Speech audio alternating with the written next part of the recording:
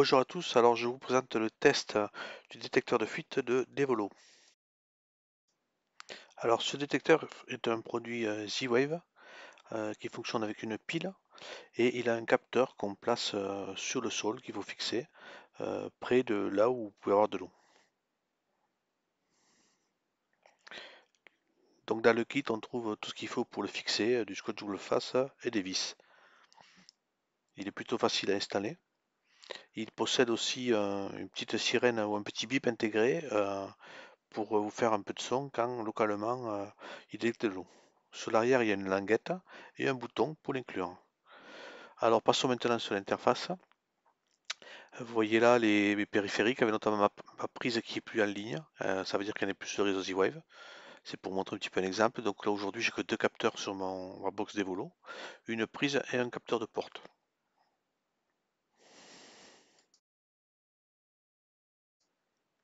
Alors pour ajouter ce capteur, il faut aller sur le petit plus en bas et puis dire que c'est un nouveau capteur d'Evolo et prendre le détecteur d'eau. Bon, moi je me suis trompé dans l'article, j'ai pris un détecteur d'humidité, mais au final ça marche pareil. Alors sur l'assistant, à chaque étape, il y a une petite vidéo qui vous montre ce que vous allez réaliser. Donc là, première étape, il dit qu'il faut préparer son capteur.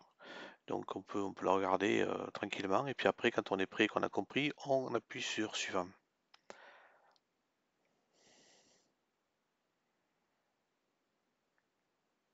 Donc première étape a consisté à la fixation.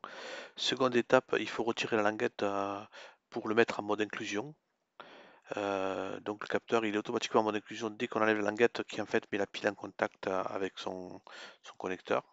Et si jamais vous ratez ce mode inclusion, vous avez sur l'arrière trois petits boutons. Un bouton pour, enfin, vous avez un petit bouton où vous devez appuyer trois fois pour le mettre en mode inclusion. Là, quand il clignote en rouge, c'est qu'il est en mode inclusion et l'assistant l'a détecté. Donc là, on est sur la fin de la procédure de création de l'appareil. Donc il faut appuyer sur suivant. Alors ce qui est agréable, c'est que la documentation est en français et aussi l'interface d'Evolo est entièrement en français.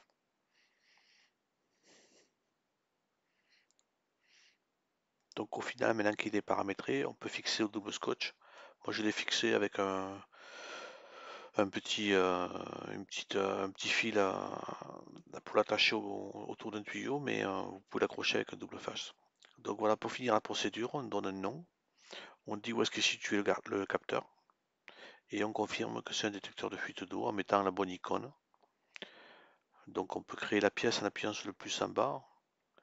Là il y a un petit bug d'IHM sur l'interface de l'iPad, mais en fait ça fonctionne très bien. Et on appuie sur terminer.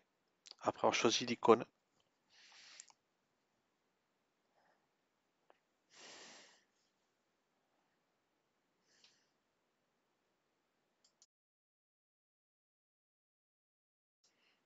donc maintenant un petit test.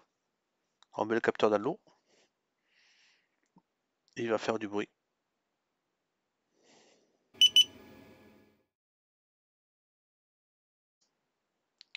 Donc là on voit que le capteur a été déclenché à 15h53.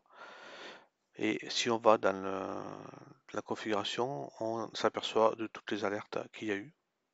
Donc ça, sans paramétrage de règle ni rien, on a un capteur qui fonctionne sur la box et plus longtemps on laisse dans l'eau, aussi longtemps il bipera.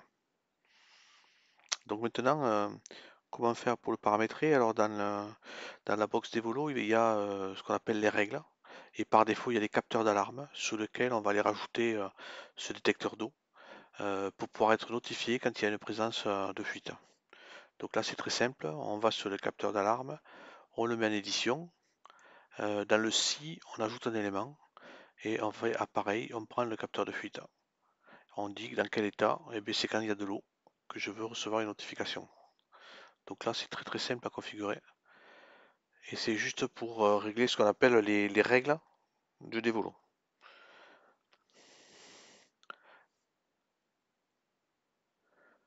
Voilà, la règle est créée.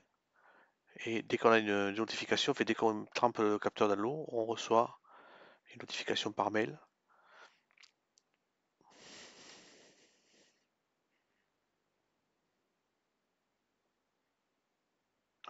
Là, vous voyez, on a vu que le capteur a trouvé de l'eau, et là, on voit la notification du mail. Bon, je vous montre pas le mail, mais c'est très classique. Alors, on peut aussi, sur la box d'Evolo, paramétrer des scénarios. Alors, étrangement, dans un scénario, on ne peut pas mettre ce capteur, mais par contre, on peut mettre la règle de tout à l'heure, qui était tous les capteurs qu'on peut réunir. Donc, à ce moment-là, si on crée une règle, il faut faire ajouter un widget. Enfin, si on crée un scénario, il faut faire ajouter un widget, par exemple widget notification, où on peut mettre une prise, on peut mettre ce qu'on veut comme déclencheur. Donc là, par exemple, on va mettre une prise, et après, on va mettre une règle qui est le capteur d'alarme. Donc là, je commence par le capteur d'alarme.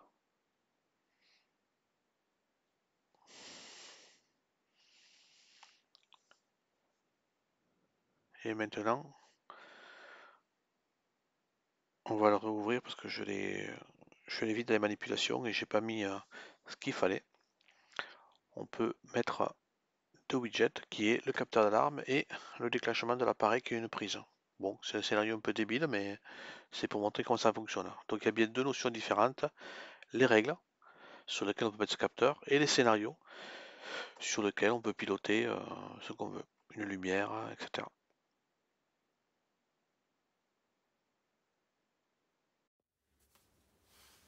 Donc voilà, l'installation chez moi avec le capteur fixé au sol, avec le fil, pas très joli mais c'est fonctionnel. Voilà, c'est parfait. Si vous avez aimé, n'oubliez pas un petit coup de pouce et n'oubliez pas de vous abonner. Merci.